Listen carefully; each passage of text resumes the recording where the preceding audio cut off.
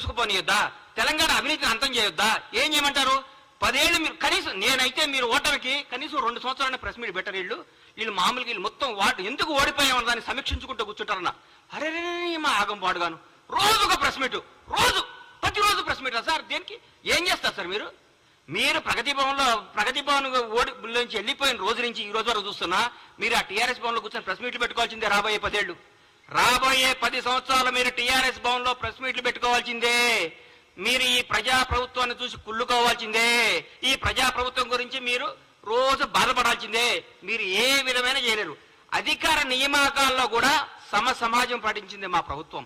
ఎవ్వరికి ఎక్కడ బంధు ప్రీతి, కుల ప్రీతి, రాగద్వేషాలకు దూరంగా పెట్టి సమర్థవంతమైన నాయకుల్ని, నిజాయితీవంతమైన నాయకుల్ని నియమించింది మా ప్రభుత్వం.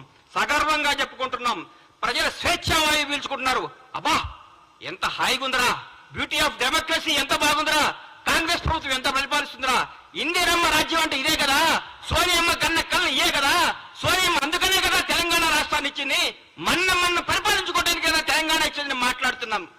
అంత జనమందరూ చెప్పుకుంటున్నారు సార్. ఈ రోజు మేము ఎవరి దగ్గర బానిసత్వంగా ఉండలేదు. మీ దగ్గర ఏ బానిస బతికారు కదా సార్. 10 సంవత్సరాలు తెలంగాణ ప్రజలందరూ బానిస బతుకుని తెంచుకొని వచ్చారు. హరీష్ అన్న మీరు 10 సంవత్సరాల పాటు మంత్రిగా చేశారు. దయచేసి ఆత్మసాక్షిగా గుండె మీద చేసుకొని చెప్పండి. మీరు నిజం చెప్పండి. ప్రభుత్వం రేవంత్ రెడ్డి గారు అద్భుతంగా చేస్తున్నాడా చేయట్లేదా? పరిపాలన బాగుందా లేదా? మీరు మనస్సాక్షి మీరు క్వశ్చన్ చేసుకొని మీరు మాట్లాడండి.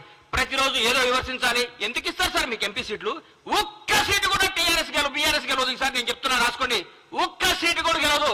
రండి, మీ ఓడిపోయిన మంత్రులు అందరూ వచ్చి, మీరందరూ వచ్చి, మీకు దమ్ముంటే అందరూ వచ్చి ఒక్కొక్క పార్లమెంట్ లో పోటీ చేయండి. అందరూ రండి, ఎంతమంది గెలుస్తారు చూద్దాం. ఒక్కడు ప్రజలు కోరుకుంటున్నారు కాంగ్రెస్ ప్రభుత్వాన్ని. ఈ రోజు ఢిల్లీలో ప్రతిపక్షంలో ఉన్నాం, రేపు అధికార పక్షంలోకి రాబోతున్నాం. ఢిల్లీలో కూడా మేము ఏం చేస్తారు సార్? మీరు టీఆర్ఎస్ ఎంపీలు గెలిచి ఏం చేస్తారు సార్? అక్కడ ఏం చేస్తారు సార్? ఈ 10 ఏళ్ళు ఎందుకు పోలేదు సార్? ఈ 10 ఏళ్ళు హైదరాబాద్ ఢిల్లీ ఫ్లైట్లు అంతేనియా? ఈ 10 సంవత్సరాలు హైదరాబాద్ ఢిల్లీకి ఫ్లైట్లు లేవా?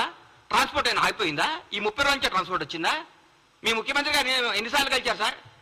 రాష్ట్రపతి వస్తే, ప్రధానమంత్రి వస్తేనే స్వాగతం పలకటానికి కూడా వెళ్ళని ముఖ్యమంత్రి గారు సార్ మీది. అది మీది.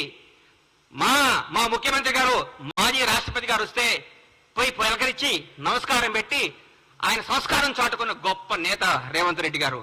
రేవంత్ రెడ్డి గారు యువకుడు, ఉత్సాహవంతుడు, ప్రజల కోసమే, ప్రజా శ్రేయస్సు కోసమే, ప్రజల బాగోగుల కోసమే, తెలంగాణ ప్రజల కోసం పోరాడుతున్న వ్యక్తి ముఖ్యమంత్రి గారు.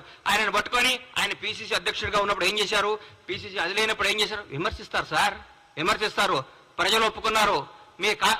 మా కార్యకర్తలందరూ మా ఇంటనే ఉన్నారన్నారు హరీష్ అన్న.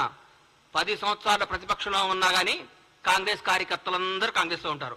ఈ రోజు ఏ పార్టీ కార్యకర్తలు అధికారం ఉన్నా లేకపోయినా ఒక కార్యకర్తలు అంటూ ఉంటారు. బీజేపీ కార్యకర్తలు బీజేపీతో ఉంటారు, సిపిఎం వాళ్ళు సిపిఎంతో ఉంటారు, సిపిఐ వాళ్ళు సిపిఐతో ఉంటారు. ఏ పార్టీ కార్యకర్తలు ఆ పార్టీతో ఉంటారు. కార్యకర్తలు ఎక్కడికి పోరు. కానీ జనం మాత్రం ఈ రోజు కాంగ్రెస్ పార్టీ